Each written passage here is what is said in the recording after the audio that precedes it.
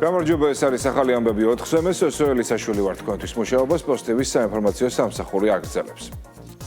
საქართველოს პრემიერ-მინისტრის პირველი ოფიციალური ვიზიტი ყირგიზეთში დასრულებულია. ვიზიტის ფარგლებში დელეგაციის წევრებმა არაერთი მაღალი რანგის შეხვედრა გამართეს.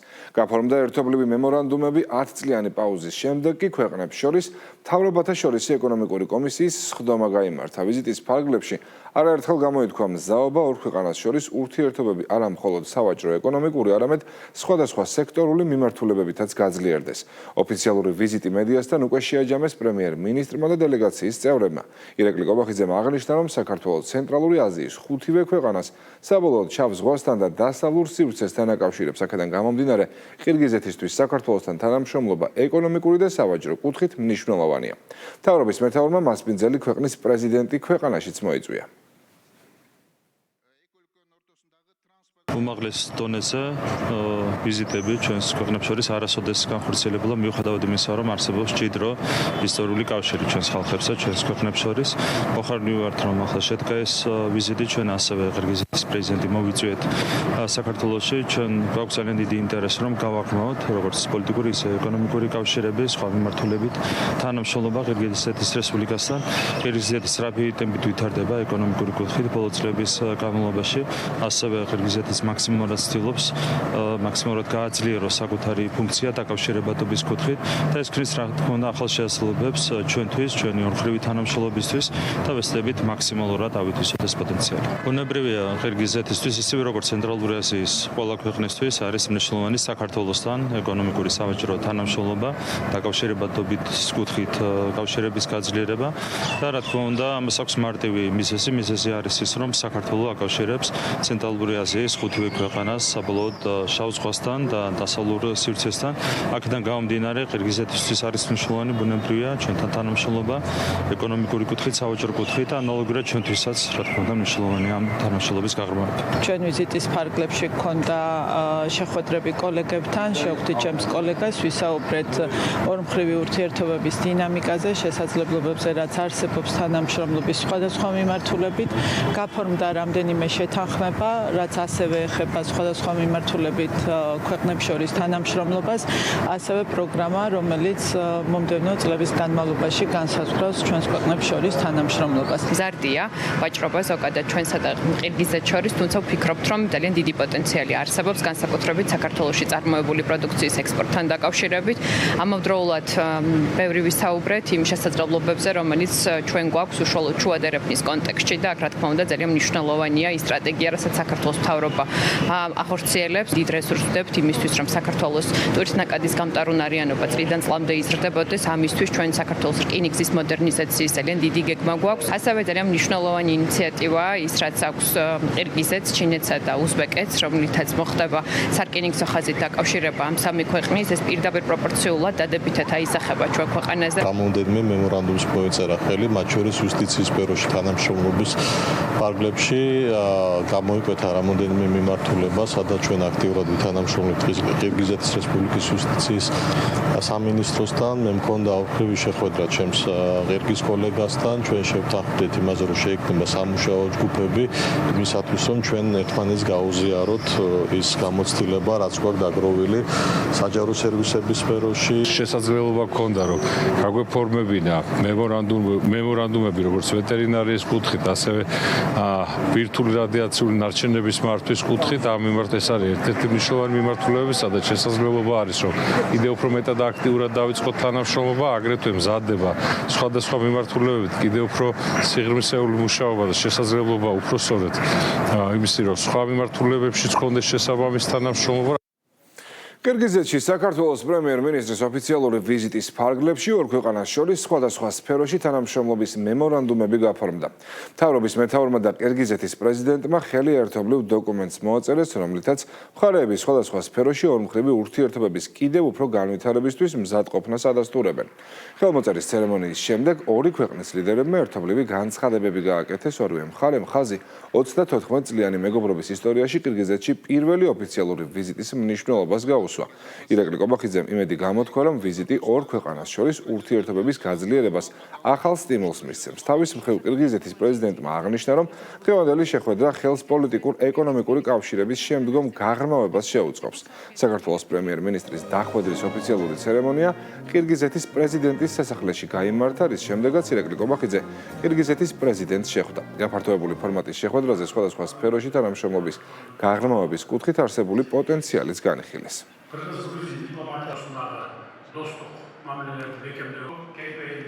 იმედი მაქვს და დარწმუნებულიც ვარ, რომ ეს ვიზიტი ახალ ბიძგს მისცემს საქართველოს-ყირგიზეთის ორმხრივ ურთიერთობებს. ჩვენ გვქონდა ძალიან საინტერესო შინაარსიანი საუბარი ჩვენს კოლეგებთან ორმხრივ ურთიერთობებთან დაკავშირებით, ასევე შევეხეთ რეგიონულ და საერთაშორისო დღის წესრიგის სხვადასხვა საკითხს.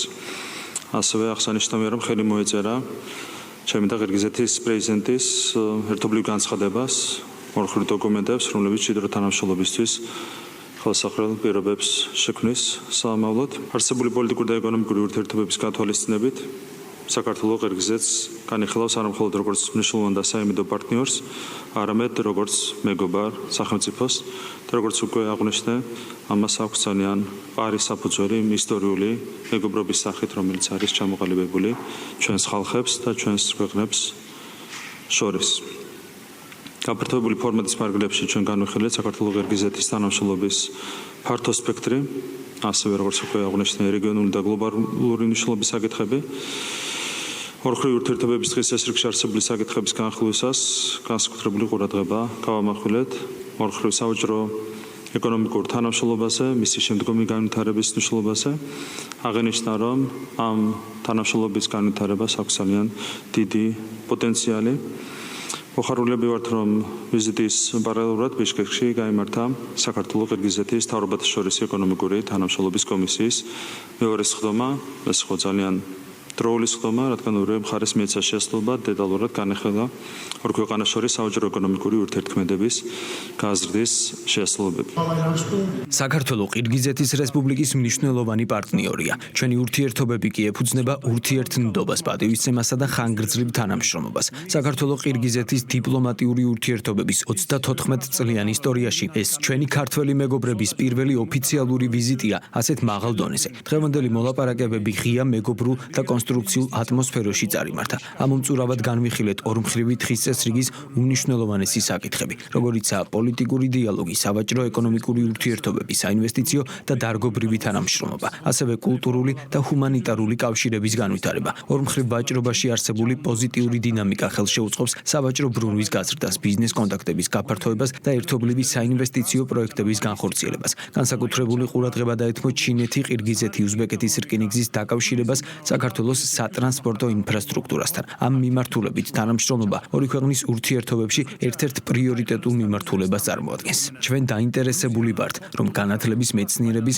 კულტურის, ახალგაზრდული პოლიტიკისა და სპორტის სფეროებში განხორციელდეს გაცვლითი პროგრამები. ჩინეთთან სტრატეგიული პარტნიორობის უმაღლეს ეტაპზე გადასვლა და შტატებთან ურთიერთობების გადატვირთვის პერსპექტივა საგარეო პოლიტიკის მიმართულებით საქართველოს მიღწევების ფონზე ცალკეული ჯგუფები კვლავ საქართველოს საერთაშორისო რეპუტაციის დაზიანებას ცდილობენ. დეზინფორმაციული გზავნილები კი ისევ ჩინურ, რუსულ და ირანულ გავლენებს უკავშირდება. ჯო ვილსონისა და ოპოზიციური ალიანსის წევრების უსაფუძვლო ბრალდებების შემდეგ კოორდინირებულ კამპანიაში ჩაერთო ნიკა გვარამიაც, რომლის ავტორობითაც ერთ-ერთ უცხოურ გამოცემაში სტატია გამოქვეყნდა. ოპოზიციონერი პოლიტიკოსი პირდაპირ მოწოდებას აკეთებს იმის შესახებ, რომ შტატებმა საქართველოსთან ურთიერთობები არ უნდა აღადგინოს. სახელმწიფო გუნდი კი საქართველოს წინააღმდეგ წარმოებულ კოორდინირებულ კამპანიაზე საუბრობს, რომლის მიზანიც ქვეყნის ინტერესების დაზიანებაა. პრემიერ-მინისტრის განცხადებით განსაკუთრებით ალოგიკურია ჯო ვილსონის განცხადებები იმ ფონზე, როდესაც ჩინეთთან ურთიერთობების გაღრმავებას შტატები აქტიურად ცდილობს. როდესაც ქართული ოცნება შტატებთან გადატვირთვას ასრულებს, მან კიდევ უფრო გააღრმავა თავისი კავშირები რუსეთ-ჩინეთ-ირანის ღერძთან. ოპოზიციის ლიდერები და პოლიტიკური ოპონენტები კვლავ ციხეში რჩებიან. უცხოური აგენტების კანონი ძალაშია. საქართველოს დემოკრატიული ოპოზიცია, რომელიც ოპოზიციური ალიანსის სახით არის ორგანიზებული, დღეს მკაფიოდ და ერთმნიშვნელოვნად ეწინააღმდეგება ქართული ოცნების პოლიტიკას. ალიანსი ითხოვს იმას, რაც ვაშინგტონმაც უნდა მოითხოვოს, თავისუფალ და სამართლიან არჩევნებს. ვაშინგტონი არ უნდა ირჩევდეს საქართველოსა და ქართულ ოცნებას შორის. საქართველოს დღევანდელ ხელისუფლებასთან ურთიერთობა არ ნიშნავს ურთიერთობას იმ ქართულ ხალხთან, რომელიც უკვე წელიწად ნახევარზე მეტია საპროტესტო აქციებს მართავს. ყველაზე ცუდი, რაც ვაშინგტონმა შეიძლება გააკეთოს, არის დიპლომატიური გამარჯვების ჩუქება ხელისუფლებისთვის, რომელიც ამ წარმატებების წინააღმდეგ მუშაობს, განსაკუთრებით ანაკლიის საკითხში და რომელსაც ამისთვის არაფერი დაუმსახურებია. ნაცმოძრაობას და ჯოულსონს ყავთ ერთი პატრონი, ერთი ხელიდან იმართებიან. ისინი იღებენ ერთ და იგივე ხალხისგან დავალებებს და აქედან გამომდინარე აბსოლუტურად ლოგიკურია, რომ სინქრონიზებულია მათი განცხადებები ერთმანეთთან. ეს არის საბოლოო ჯამში ის გავლენა, რასაც ჩვენ უწოდებთ გლობალურ რომის პარტიას, ამერიკაში უწოდებენ Deep States. ჩინეთთან დაკავშირებით გზავნილებს რაც შეეხება, თქვენ ხედავთ, რომ საქართველოს და ამერიკის შეერთებული შტატები ერთად ცდილობთ ჩინეთთან ურთიერთობების გაღრმავებას, ასე დროს როდესაც ჯო ვილსონი, რომელიც წარმოადგენს მმართველ პარტიას, თავს ესხმის საქართველოს ჩინეთთან ურთიერთობის გაღრმავების გამო არის აბსოლუტურად ალოგიკური და ამ ალოგიკურობას აქვს ერთ-ერთი მიზეზი, ის იღებს დაკვეთებს, დავალებებს, ეს დავალებები არის მიმართული ჩვენი ხალხის ინტერესების წინააღმდეგ, ჩვენი ეროვნული ინტერესების წინააღმდეგ, თუმცა როგორც აქამდე არ ქონდა არავითარი განსაკუთრებული ფასი ჯო ვილსონის განცხადებებს, ასევე იქნება მომავალშიც. ჯო ვილსონის მათ შორის საჯარო ცნობილი ფაქტია, რომ სხვადასხვა ანგარიშებში თვითონვე აქვს მითითებული, რომ მას პირდაპირ კავშირი აქვს კოლექტიურ ნაცმოძრაობასთან, ფინანსდება სხვადასხვა თანხებით. არ არის გასაკვირი, რომ ჯო ვილსონი და ნაცმოძრაობის სხვადასხვა წარმომადგენლები სინქრონში ილაპარაკებენ. გამომდინარე იქიდან, რომ მათი მიზანი ერთია, როგორმე დაზიანდეს საქართველოს იმიჯი საერთაშორისო ასპარეზზე. მან თითქოს არ იცის, რომ პრეზიდენტი ტრამპი პირდაპირ აცხადებს, რომ მაგალითად სი ძინპინი არის მისი მეგობარი,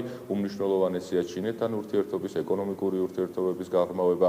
სულ ახლახანს იმყოფებოდა ამერიკის შეერთებული შტატების პრეზიდენტი ჩინეთში და ეს ამერიკისთვის ხელსაყრელია, ხოლო საქართველოს არ აქვს უფლება, რომ თითქოს პარტნიორული ურთიერთობა კონდეს ჩინეთთან, მათ შორის ეკონომიკურ საწყისებზე. ნიში და ეს ძალები მოქმედებენ გარედამკვეთების, გარემფარველების დაკვეთით და ის ლობისტური, რასაც ჯო ვილსონი კონკრეტულად ჯო ვილსონი ერთი კონკრეტული სახეა, მაგრამ განმაზოგადოთ არის მნიშვნელოვანი ლობისტური საქმიანობა მიმდინარე ამერიკის შეერთებულ შტატებში, ასე რომ მე ამ თემებზე არანაირი კითხვის ნიშანი არ მაქვს. ეს არის ერთი ანტისახელმწიფოებრივი ხაზის ორი წერტილი.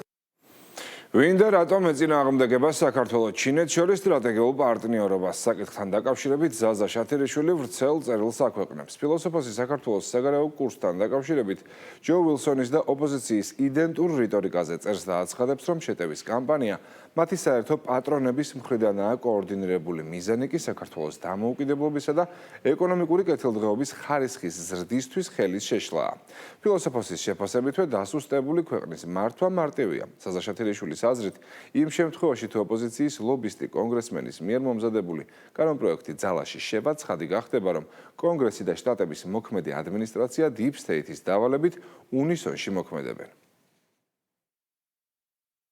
ჯო ვილსონი კომიკური ფიგურაა. ამას არა მხოლოდ საქართველოს, არამედ ამერიკის შეერთებული შტატების მოსახლეობაც კარგად ხვდება. თუმცა არაფერია სასაცილო იმაში, რომ კონგრესმენი ჯო ვილსონის გამოსვლა და ოპოზიციური ალიანსის, უფრო სწორად, ნაციონალური მოძრაობის ლიდერების ბრიფინგის შინაარსი და ქვეტექსტი ლამის ერთ-ერთში იმეორებს ერთმანეთს. როგორც გიგასგან და ზურასგან გავიგეთ ჯო ვილსონის მიერ წარდგენილი კანონპროექტის, ჩინეთის კავკასიაზე კონტროლის საწინააღმდეგო აქტის მიზანი საქართველოს უსაფრთხოება და რუსეთის, ირანის და რა თქმა უნდა ჩინეთის მავნე გავლენებისგან დაცვა ყოფილა. შესაძლოა რიგითმა ჯო ვილსონმა არ იცოდეს, რომ საქართველოში ირანის პოლიტიკურ, გნებავთ ეკონომიკურ გავლენაზე საუბარი სასაცილოა და ამაზე კონკრეტული ფაქტები და რიცხვებიც მოწმობს. რუსეთთან ურთიერთობაზე რა უნდა ვთქვათ? შესაძლოა რიგით ვილსონებს რუსეთის მიერ საქართველოს ტერიტორიების ოკუპაციის შესახებაც არსმენიათ, მაგრამ ცხადია, ირანი და რუსეთი მხოლოდ შელეიფად გაჰყვება მთავარ საკითხს, საქართველოსა და ჩინეთს შორის არსებულ სტრატეგიულ პარტნიორობას, უმაღლეს დონეზე გახშირებულ კონტაქტებს და იმ ბენეფიტებს, რასაც საქართველო ამ პარტნიორობიდან იღებს. შესაბამისად, როდესაც ჯო გიგი, გიგა და ზურა სხვადასხვა სიტყვით ერთსა და იმავეზე საუბრობენ და იდენტურ აქცენტებს სვამენ, აშკარაა, რომ ეს პროცესი მათი პატრონების მხრიდანაა კოორდინირებული. აშკარაა ისიც თუ რატომ კეთდება ამ ხელა აქცენტი საქართველო-ჩინეთის ურთიერთობებზე. არა იმიტომ, რომ ამ სტრატეგიული პარტნიორობით ამერიკასთან ჩინეთის კონკურენტუნარიანობა გაიზრდება, არამედ იმიტომ, რომ საქართველოს დამოუკიდებლობის და ეკონომიკური კეთილდღეობის ხარისხი არ გაიზარდოს, რამე თუ დაქცეული ქვეყნის მართვა უფრო მარტივია. სწორედ ესაა საქართველოს სახელმწიფოებრიობასა და სუვერენულობაზე გარედან თუ შიგნიდან წამოწყებული ამ კოორდინირებული შეტევის რეალური მიზანი. არაერთი ასეთი შეტევა უკვე გვინახავს და ალბათ მომავალშიც მრავლად ვნახავთ, მანამ სანამ საქართველო საკუთარ სუვერენიტეტს მტკიცედ და ურყევად დაიცავს. მაგრამ ამ კონტექსტში ახლა სულ სხვა რამაა საინტერესო. კონკრეტულად ის თუ სადამდე მივა ეს პროცესი, რადგან ამ პროცესის დასასრული არაერთ აქამდე პასუხგაუცემელ კითხვას უპასუხებს. თუ კი საბოლოოდ ჯო ვილსონის კანონ პროექტი ძალაში შევა, ცხადი გახდება, თუ რის გამო ითრევს ფეხს ამერიკის შეერთებული შტატების ახალი ადმინისტრაცია და რატომ არ ალაგებს ურთიერთობას საქართველოსთან. ცხადი გახდება ისიც, რომ საქართველოსთან მიმართებაში თავადაც იმ პოლიტიკას ატარებენ, რასაც ბაიდენის ადმინისტრაციას მიაწერდნენ. ცხადი გახდება, რომ კონგრესი და ადმინისტრაცია არა ერთმანეთისგან დამოუკიდებლად, არამედ უნისონში დიპ სტეითის დავალებით მოქმედებენ. რაც მთავარია, ცხადი გახდება, რომ ახალი ადმინისტრაციაც და კონგრესიც დიპ სტეითისგან იმართება, ხოლო დონალდ ტრამპი დიპ სტეითის ისეთივე მარიონეტია, როგორც მაკრონი ან მერცი. უფრო მარტივად რომ ვთქვათ, თუ კი პროცესები ამგვარად წარიმართა, ეს იქნება ყველაზე აშკარა მტკიცებულება იმისა, რასაც უკვე კარგა ხანია ფაქტებითა და მაგალითებით ვადასტურებ, რომ დონალდ ტრამპი დამოუკიდებელი ფიგურა არაა და ის და მისი ადმინისტრაციაც ისევე ემსახურებიან დიპ სტეითს, როგორც მისი წინამორბედი. ასე რომ, კომიკური ჯო ვილსონის კანონ პროექტის მომავალი ერთ-ერთი მთავარი ინდიკატორია ამ ყველაფრისა. ამიტომაც საქართველო, საზოგადოება და მმართველი გუნდი მზად უნდა იყოს ყველაფრისთვის, მათ შორის დიპ სტეითის მორიგი დარტყმისთვის, რასაც მომზადებულები და ინფორმირებულები უნდა შევხვდეთ. ოპსკრიპტუმ, თუ კი მოვლენები ამ სამწუხარო მიმართულებით განვითარდა, გამორიცხული არაა, რომ კონგრესი ევროპარლამენტის როლში ვიხილოთ და მაგალითად, საქართველოს ბომბეიდან ლონდონამდე გვირაბის გაყვანისთვის, ანუ ირანის ინტერესების გატარებისთვის დაუწესონ სანქციები. სავიზო დიალოგის ფარგლებში საქართველოსა და ევროკომისიის წარმომადგენლებს შორის ბრიუსელში პირველი სამუშაო შეხვედრა შედგა. საგარეო საქმეთა მინისტრის განცხადებით, ქართულმა მხარემ ევროკავშირის რეკომენდაციებთან დაკავშირებით კონკრეტული არგუმენტები წარადგინა, ასევე ევროპულ მხარეს მიეწოდა დეტალური ინფორმაცია იმის შესახებ, რომ საქართველო ვიზა ლიბერალიზაციით ნაკისრ ყველა ვალდებულებას ასრულებს. შეხვედრაზე დაფიქსირდა ქართული მხარის მკაფიო პოზიცია, რომ ევროკავშირთან ურთიერთობა უნდა გაგრძელდეს ურთიერთპატივისცემასა და თანასწორობაზე დაფუძნებულ პრინციპებზე. ოფიციალური თბილისის კი თავის მხრივ მზად არის ღია დიალოგისთვის. პრემიერ-მინისტრის განცხადებით, ევროკავშირის მიერ დაყენებულ ყველა საკითხთან დაკავშირებით ქართულ მხარეს აქვს კონკრეტული პასუხები, თუმცა მისივე შეფასებით ვიზა ლიბერალიზაციის საკითხი პოლიტიკური ზეწოლის ინსტრუმენტად გამოიყენება. ყველა მიმართულებით ჩვენ ვართ ღია დიალოგისთვის. მათ შორის იმ თემებზეც, რაც განიხილებოდა ბრიუსელში, კონკრეტულად ვიზებთან დაკავშირებით, ჩვენი პასუხები არის ძალიან ცხადი, ძალიან მკაფიო. ყველაფერი დანარჩენი არის პოლიტიკა. ჩვენ იმედი გვაქვს, რომ საბოლოო ჯამში ევროპულ ბიუროკრატიაში შეიცვლება მიდგომები, ჩამოყალიბდება სამართლიანი მიდგომა ქართული ხალხის მიმართ, ჩვენი სახელმწიფოს მიმართ, ჩვენი ქვეყნის მიმართ. ჩვენ თავის დროზე რეალურად ჩავგედეთ ყველანაირი გზა შანტაჟისთვის. დარჩა ერთადერთი თეორიული ინსტრუმენტი, ეს არის ვიზა ლიბერალიზაცია და კონკრეტული ძალები ცდილობენ რაღაცნაირად ეს ინსტრუმენტი გამოიყენონ შანტაჟისთვის ქართული ხალხის წინააღმდეგ და ჩვენი სახელმწიფოს წინააღმდეგ. ეს არის არასწორი მიდგომა. ჩვენ გვინდა სამართლიანი მიდგომა და რა თქმა უნდა ამ გზავნილით ვესაუბრებით ჩვენს ევროპელ პარტნიორებს. ქართულმა მხარემ წარადგინა პოზიციები, რაც შეეხება იმ წუხილებს, რაც დაფიქსირებული იყო ევროკავშირის მხრიდან, იმ რეკომენდაციებს, რაც ასევე დაფიქსირებული იყო ევროკავშირის მხრიდან.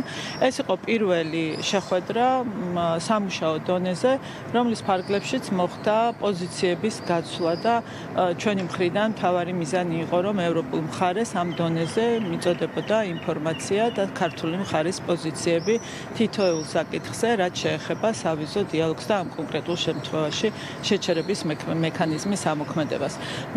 შევნახოთ, როგორ განვითარდება მოვლენები. ეს იყო პირველი შეხვედრა, ეს არ არის ბოლო შეხვედრა და მოველით, რომ ევროკავშირის მხარე უფრო მეტად გაითვალისწინებს იმ ლეგიტიმურ მიზეზებს, რაც არსებობს სავიზო დიალოგის ფარგლებში. ნაცმოძრაობის მორიგი რებრენდინგის მცდელობა და მწვავე დაპირისპირება ოპოზიციაში ვინ დარჩება და ვინ დატოვებს სააკაშვილის პარტიის რიგებს ან ვინ ჩაიბარებს თავმჯდომარის პოსტს. ეს ნაცმოძრაობის ყრილობის შემდეგ გახდება ცნობილი. რადიკალური რეფორმების განხორციელება საკუთარ პარტიაში პატიმარმა ექს-პრეზიდენტმა საპროტესტო აქციების ორგანიზატორ ნანუკა ჟორჟოლიანს ამდა. უკვე ცნობილია, რომ ჟორჟოლიანი ნაცმოძრაობაში საკუთარი გუნდით მიდის, მათ შორის იქნება მარიზი კობახიძე და სავარაუდოდ გაუპატიურებაში დადანაშაულებული ლუკა ჭოხონელიძეც. ცვლილებები კი მას შემდეგ დაანონსდა, რაც მისი პარტია ეგრეთ წოდებული ალიანსის რიგებიდან გარიცხეს, თუმცა ფაქტს კვლავ ჯიუტად მალავენ ნაცმოძრაობაში. მწვავე დაპირისპირების შემდეგ ეგრეთ წოდებული ოპოზიციური ალიანსის დაშლა ლოგიკური დასასრულია მმართველი გუნდისთვის, რადგან მათივე შეფასებით ქვეყნის ინტერესების საწინააღმდეგო და გარე მითითებებით მოქმედება მსგავსი ფინალებით სრულდება. რაც შეეხება რანუკა ჟორჟოლიანის ნაცმოძრაობის მთავარ ბირთვად გამოცხადებას, ქართული ოცნების შეფასებით ეს სააკაშვილის პარტიის უმძიმეს მდგომარეობაზე მიანიშნებს. თინა იქნება თავმჯდომარე, მე ვიქნები თანათავმჯდომარე. მიშას ენერგია უნდა დაბრუნდეს იმ პარტიაში, მიშას ტემპი. მე პირადად სიამოვნებით გავხდები მისი გუნდის წევრი, ვიდგები იქ, სადაც ნანუკა იქნება, რადგან ნანუკა დგას იქ, სადაც მე მჭირდება. ჩვენი პარტიაში ცვლილებები მოხდება ყრილობაზე იქნებიან დელეგატები, ჩვენი პარტიის წევრები, რომლებიც თვითონ განსაზღვრავენ რა და როგორ მოხდება. ნანუკა ჟორჟოლიანის შემოერთებიდან და მნიშვნელოვანი ნაბიჯი და ჩვენ კეთილგანწყობილები ვართ თავისუფლად ყველა წევრი ჩვენი ნაციონალ-მოძრაობის გუნდის მისი ხილვის და მისი თუნდაც გუნდის წევრების ხილვის ჩვენი პარტიის რიგებში. ალიანსის დატოვებას არ ვაპირებთ, იმიტომ რომ ის ტაქტიკური მიზეზები რაც არსებობს არ შესრულა, მე გულისხმობ იმას, რომ ვართ ისევ წინააღმდეგობაში, ვართ პროტესტში. ჩვენ ამ პროცესებიდან გამიჯნული ვართ, არც გვაინტერესებს, იმიტომ რომ ხან დღეს ჩუქუბობენ, მერე შერიგდებიან, მერე ვიღაცასთან გაერთიანდებიან, მერე კიდევ გაიყოფიან. გახსოვთ რამდენიმე თვის წინანდელი პროგნოზები იმასთან დაკავშირებით, რომ ეს ახალი გაერთიანება აუცილებლად დაიშლებოდა, ისე როგორც დაიშალა 10-მდე მსგავსი გაერთიანება წარსულში.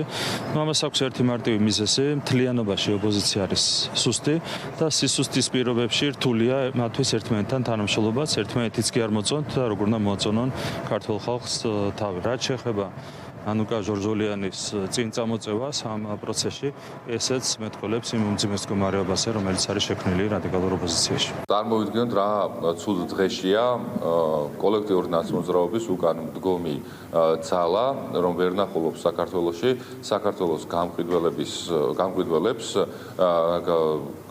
კოლექტიური ნაცმოძრაობაში შემოვალი პირების გარდა სხვას და ახლა იმისათვის რომ გარემართულობა დაამყარონ, ცადონ ყოველ შემთხვევაში რა თქმა უნდა, სხვადასხვა გზებით მიმართეს ნანუკა ჟორჟოლიანს, რომ ნანუკა ჟორჟოლიანმა უნდა გააძლიეროს თურმე ნაცმოძრაობა, ფარჩატური ნომერ X-ი უკვე რომელიც თვალს აგვერია ჩამოაყალიბეს, ახლა ისევ იშლება და თუ დაშლილი არის. ახლა თითქოს ცდილობენ რომ წარმოაჩინონ რომ პოკერია, გიგი წერეთელი, ზურა ჯაფარიძე, გირჩი ჯაფარიძე თურმე ნაციონალური მოძრაობის წევრები არ არიან, რომლებიც სხვადასხვა დროს უმაღლეს პოლიტიკურ და მათ შორის პარტიულ თანამდებობებს იკავებდნენ ნაციონალურ მოძრაობაში. ოციონისის მოვლენებზე პასუხისმგებელი და ქართულ მართლმსაჯულებას გაქცეული ყოფილი პრემიერ-მინისტრის პარტია პარლამენტში შეკრებებისა და მანიფესტაციების შესახებ საქართველოს კანონში ცვლილების შეტანის ინიციატივით გამოდის. კახარიას გუნდში ამბობენ, რომ ინიციატივის მიზანი პროტესტის უფლების ეფექტიანი დაცვაა. იუსტიციის მინისტრის მოადგილემ კახარიას გუნდს 2019 წლის 20 ივნისის აქცია და სტრასბურგის სასამართლოს გადაწყვეტილება შეახსენა. ქართულ ოცნებაში კი საკანონმდებლო ინიციატივა ცინიზმად და სპეკულაციად შეაფასეს. ჩვენი საკანონმდებლო ინიციატივა მოიცავს შეკრების და მანიფესტაციის შესახებ კანონის და სხვა თანამდებობრივი სამართლებრივი აქტების ნაწილში 2024 წლამდე არსებულ სტატუს-კვოს, სამართლებრივ სტატუს-კვოს დაუბრუნდეთ და გქონდეს ის კონსტიტუციური ბალანსი, რაც რეალურად ადრე იყო მიღებული ცვლილებებით დარღვეული ეს კონსტიტუციური ბალანსი. დღეს გაჟღერებული ინიციატივა კახარიას გუნდის მხრიდან არის ნამდვილად ალოგიკური, არარაციონალური და ღიმილის მომღვრელიც, რადგან ინიციატორები არიან ამ გუნდის წარმომადგენლები.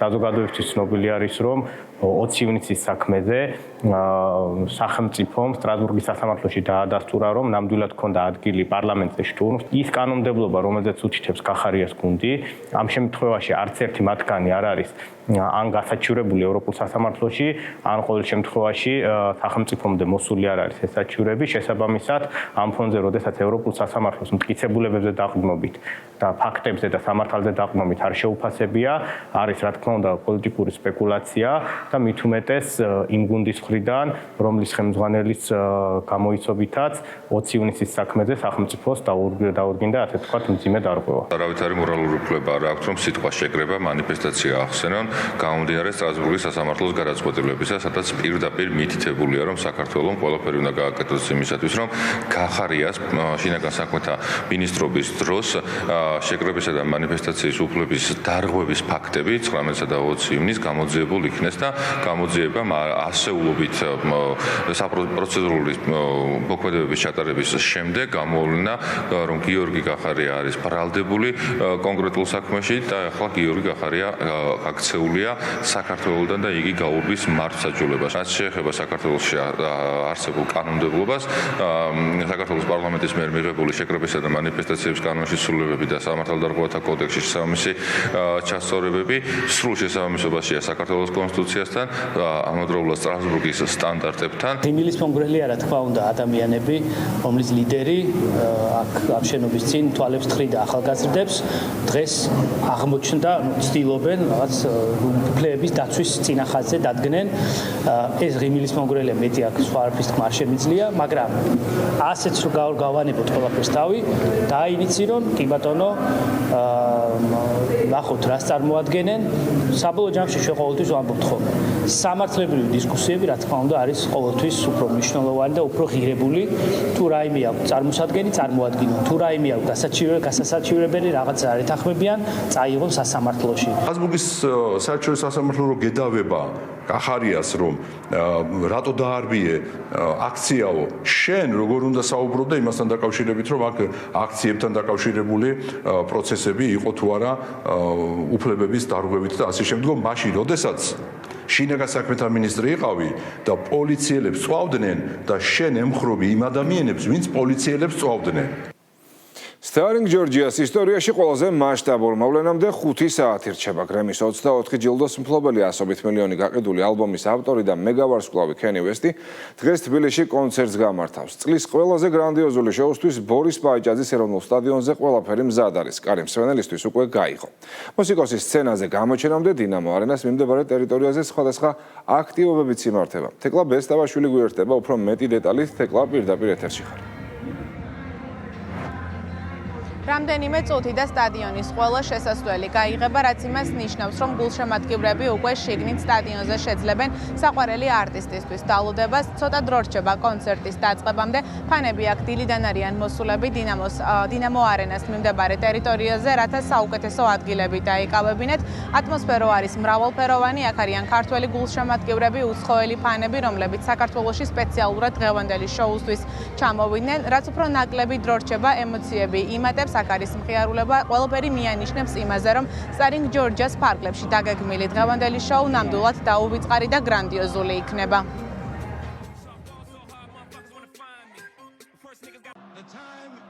ალბათ არ ველოდი ამ დღეს, რომ ალბათ იე ჩამოვიდოდა საქართველოში და ცოტა ხნის წინ ვაპირებდი, რომ თურქეთში მეყიდა ბილეთი, თუმცა რო გავიგე, რომ აქ მოდიო და არ ვიცი, მთელი დღე უბრალოდ შეიძლება დავარბოდიო იმაში, რა ქვია, სახლში არ ვიცი და ძალიან გამიხარდა, რომ მოვახერხე ამ კონცერტზე დასწრება რა. აი ერთ სული მაქვს, როდის დაიწყება, ეხლა დილიდან ნერვიულობ.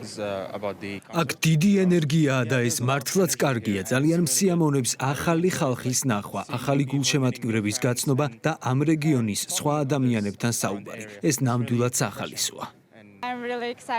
ძალიან მიხარია აქ ყოფნა. ეს ჩემი დიდი ოცნება იყო, ამიტომ ამ კონცერტზე ყაზახეთიდან ჩამოვედი. მეგობრებთან ერთად ვარ. ეს მოგზაურობა დაახლოებით 2 თვის წინ დავგეგმე და ძალიან მიხარია. კანიეს ფანი ვარ. მისი ბევრი სიმღერა ძალიან მომწონს, რადგან ეს სიმღერები მამოძრავებს, დიდ მოტივაციას მაძლევს. ამიტომ მიყვარს ეს სიმღერები. მოუთმევლად ველი შოუს ყველას ვუყურე პირდაპირში კანიეს გარდა, რომელიც ჩემი ყველა დროის საყვარელი შემსრულებელია. აქ საბერძნეთიდან ჩამოვედი, მინდა მალე დაიწყოს. ბევრი ხალხია, მგონი 80,000 ადამიანი.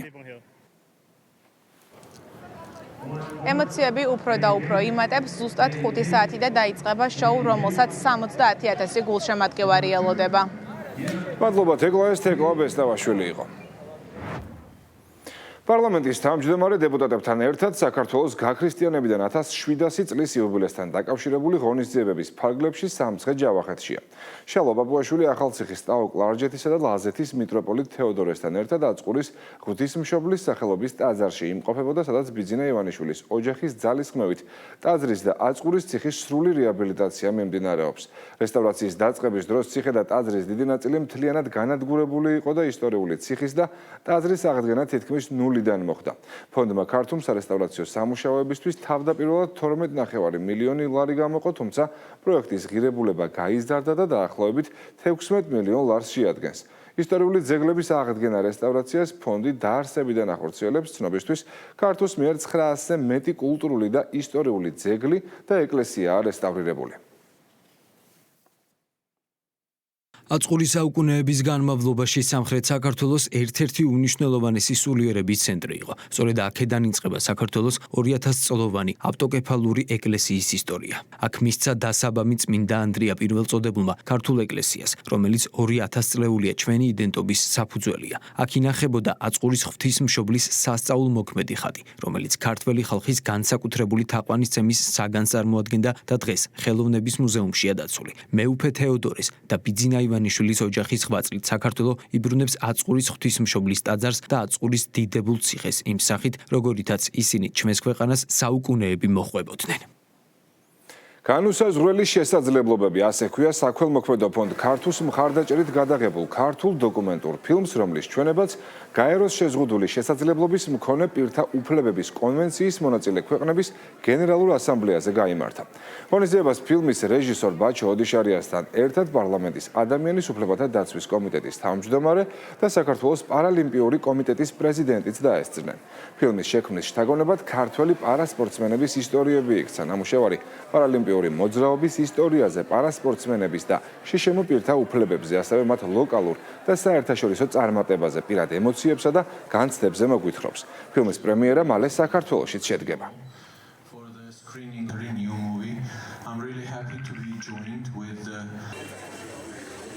ფილმის პრემიერა შედგა, მე ვამაყობ, რომ მას ესეთი დიდი გამოხმაურება ჰქონდა, როგორც გაეროს ამ ასამბლეის, ასევე ქართული საფრთხის მხრიდან, ვინაიდან ის გამარჯვების ისტორიები, რომელსაც ქართველი პარაათლეტები ქმნიან ეპოქის ყველას განაბრად და მნიშვნელოვანი არის, რომ ეს დოკუმენტური ფილმი, უნდა მისი ჩვენება გაგრძელდება, როგორც საქართველოში, ასევე საერთაშორისო ფესტივალებზე და მე გახვალებული ვარ, მას ისევე არაერთი წარმატება როგორც ჩვენს პარაათლეტებს. გაეროში ჩვენი ფილმის ჩვენება წარმატებით ჩაიარა და რაზეც მოწმობს დავსწრებით საზოგადოების რაოდენობა და ფილმის შედეგად მათი გამოხმაურება კითხობას უსმენს შევერც საინტერესო კითხვა დაგისვეს და მაქს კიდევ ერთხელ იხილეს თურმე გამომარეობა საქართველოში პარასპორტის მიმართულებით, შემოსავლების მქონე ადამიანების უფლებების დაცვის მიმართულებით და რამხელა არის პროგრესი 2000 კომიტეტიდან დღემდე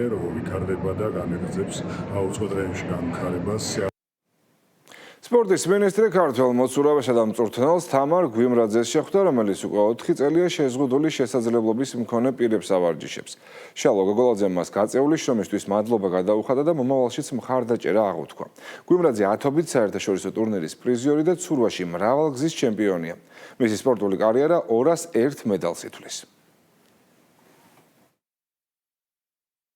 დღეს ეს შეხვედრა დაერთმო სწორედ ამ მიმართულებას. საქართველოში აქტუალური არის ეს საკითხი, შემომასწავლეების თან მუშაობა, მათი აღზრდა და წვრთნა და მინისტრმა დღეს გამომიცხადა მხარდაჭერა და მომცა мотиваცია იმისა, რომ უფრო და უფრო კარგად წარმოაჩინოთ თავი ამ მიმართულებაში. ეს არის უდიდესი სოციალური მოვლენა და ჩვენთვის ძალიან სასიამოვნოა, რომ ეს ადამიანი ამ სამწვრთნელო საქმიანობას დიდი მაღალ პროფესიონალურად და სიყვარულით ახორციელებს. აღსანიშნავია ისიც, რომ თამარ გვიმრაძე არის სპორტის უნივერსიტეტის მეოთხე კურსის სტუდენტი, ის აპირებს მისი სპორტული ცოდნის და კარიერის გაგრძელებას უმაღლესი სასპორტო განათლების კუთხით და სამინისტრო და სპორტის უნივერსიტეტი მას ხელს შეუწყობს. ეს იყო ახალი ამბები 4-ზე, მე ამით გემშვიდობებით, ახალი ამბები კი ზუსტად 7-ზე ნინო სალუქვაძესთან ერთად დაბრუნდება ნახვამდის.